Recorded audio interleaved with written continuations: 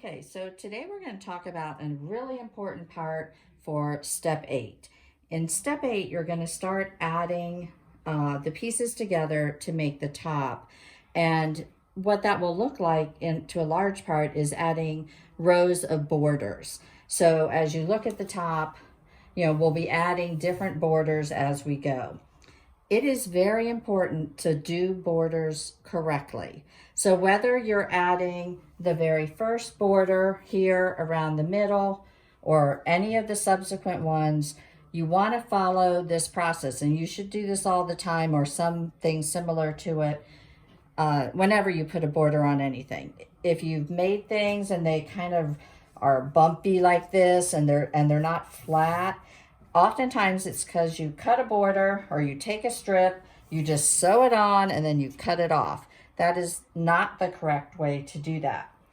There are measurements in the instructions that tell you what something should measure after each step in this pattern. And what you're going to do is cut your piece or make your piece. In this case, this border's pieced. You're going to cut it exactly the size it says, or if you feel your top is a little off, measure your top from end to end, measure it on the ends and in the middle. You can average them to get the right amount.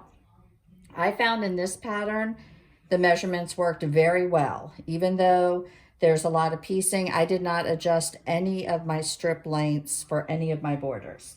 So what you're going to do is cut your border piece the exact size it's supposed to be based on the pattern or adjusting it for the actual size of your quilt. Do not just cut a strip that's a little extra. Cut it exactly to the quarter inch, whatever dimension. Then the other trick, aside from cutting it the right size, is to measure the middle of where you're putting your border as well as your border. So here I am I'm going to attach this to this, and I've checked. So my top of the quilt is right here. This is the top of that section, and I've kept that top pinned to the top of the center the whole time.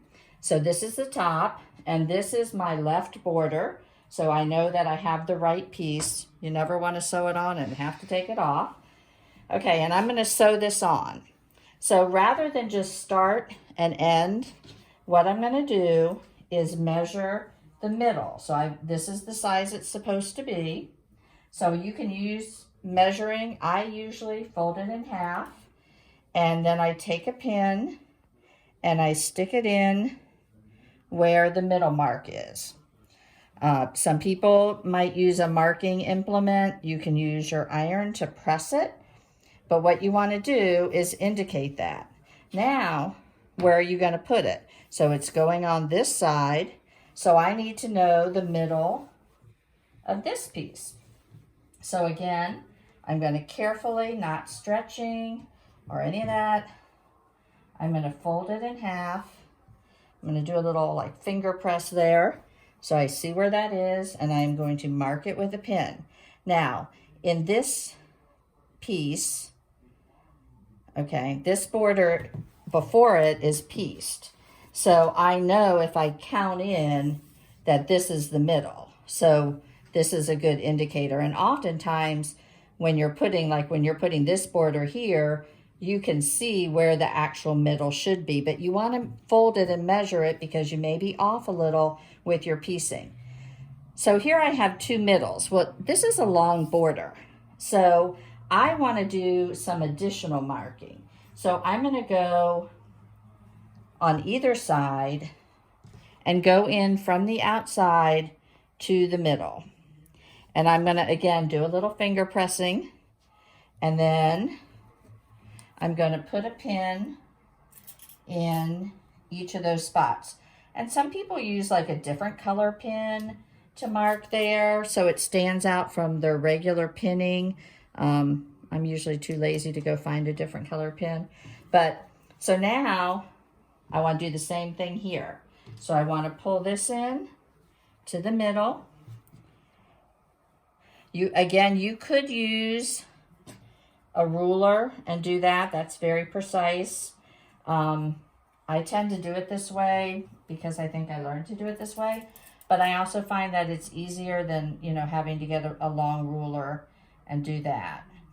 And then one last one. Now, if your piece is really long, you may want to do it again. You may want to mark further down. You know, mark it. I feel like this is really kind of a manageable size of space. Okay, so now I'm going to take my right sides together. Again, this is supposed to be the top, so when I sew it together, it'll go this way. Okay, and now I'm going to start pinning, and this is really important. Just like you don't want to start sewing and just sew, you want to pin from the outside to the middle and then in sections. Now, there's a lot of piecing right here. Needs a little more pressing. You can pin from that side or you can pin from this side. You know, it's up to you. But what you're going to do is I'm going to start in the middle. I'm going to align those two pins and pin one of them. Some people like to pin inside the seam allowance. I like to pin on the edge. That's a personal preference. Okay, once you do the middle, you're going to go to either end. So let me start on this end. I'm going to line these up and pin on this edge. Again, you want to end. You know, do you finish seams and you kind of have some hanging off stuff? You always want to pin where you're ending so that that stays crisp and ends at the same spot. Then you're going to go to where you started. Okay? Now you may have to, you know, ease a little as you're sewing if one side ends up being a little bigger. And that's something that sometimes happens. A little easing happens a lot. It's not a bad thing.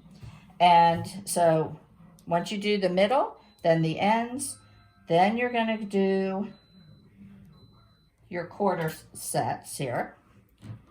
Okay. And so now what you're seeing is you're kind of easing things together.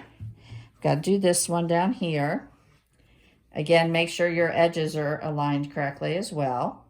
I'm putting those together. And what I've done is any fullness that may exist in this top has been eased equally into the sections. What I usually do next is go in and just pin, you know, however far apart. I would normally have at least probably 2 more pins in each of these sections just to keep things from sliding. And again, it's easing it the right way. Then when you go to sew it together, you're going to start, and you do want to make sure you line these up, you know, the right way, you know, evenly. When you go to sew it together, you're going to start and end with nice clean edges. You'll be easing as you go, and your piece, when you're done, should lay nice and flat. If you do find that you have a little extra fabric on one side that you have to ease, what I learned was a little saying called baggy bottoms. If you have a little too much fabric, let's say on this side, and you're going to have to ease, this side is too baggy, always put your baggy side on the bottom so your feed dogs can help it along. So whenever you have a piece that's a little too baggy, a little too loose, put that on the bottom, baggy bottoms, and as you sew it, you'll be amazed and it'll ease nicely. So cut the right length, pin from the middle, the ends, and in between. Do that every single time you sew a border on, and you will be very happy with how those turn out. Thank you.